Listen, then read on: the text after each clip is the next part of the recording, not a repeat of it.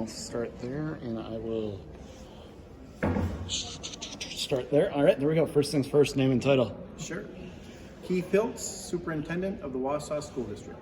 All right, so Keith, just I guess give us the elevator pitch of what you're going to be presenting here tonight to the residents, because I'm sure for many this might be the first time that they're hearing about something like this. Yeah, absolutely. This is a big conversation about the future of the Wausau School District.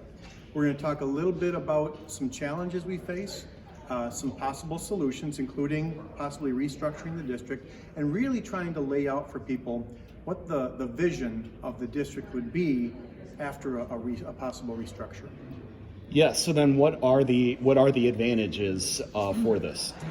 Well, there's several possible advantages. The top outcomes that we're hoping for is our improved experiences for students, both academic and co-curricular, more equal access to programming and supports for students, more equal work expectations for staff.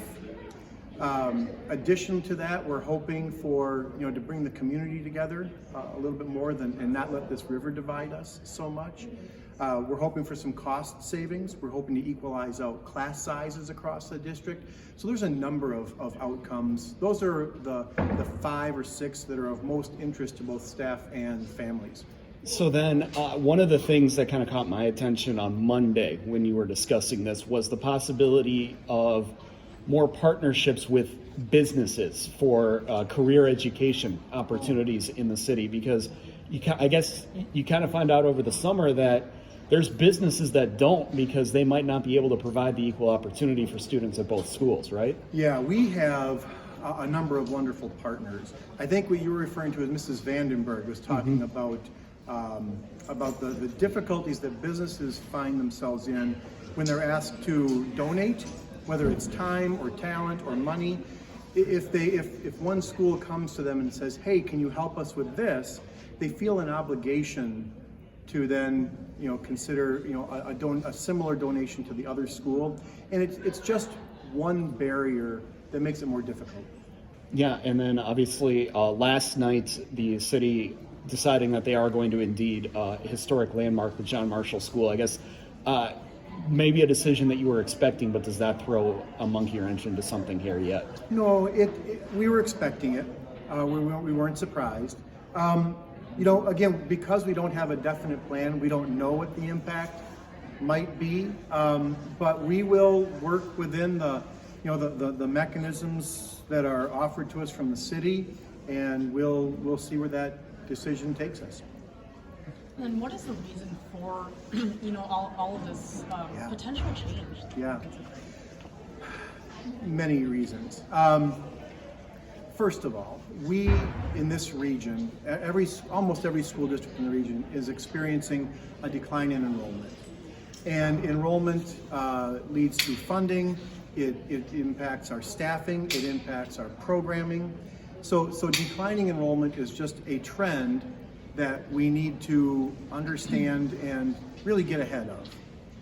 Secondly, we are very concerned about the different experiences that students and staff and families have depending on the school in which they work or attend. So if a student goes to school at an east side school or a west side school, they may have access to different programs or supports, and we want to make sure that all students have equal opportunities.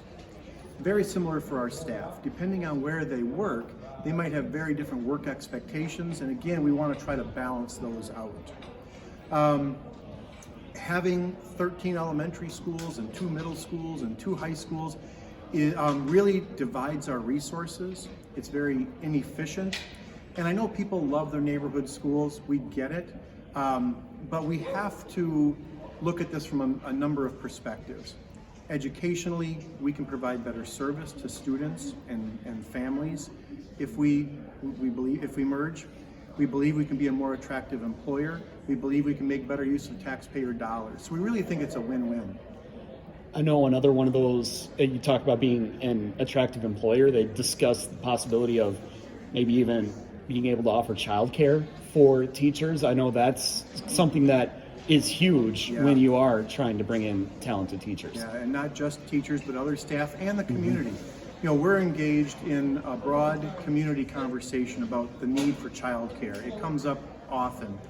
And in those conversations, we're exploring the idea that if we had space available, perhaps an existing childcare provider could use that space and expand their capacity to offer childcare. Some of it could be for our employees, but it could also be for the broader community possibly as well. And what are you hoping to gain from this public info session tonight? Sure. Part of it's awareness. You know, we don't know who's aware of what we're trying to do and why. Some people already know and they have an opinion, and we'd love to hear it. And for those, you know, so really it's about feedback. It's about engaging in a dialogue. We're going to present a lot of information, but we're also going to engage, hopefully engage the crowd, the audience, in a live discussion.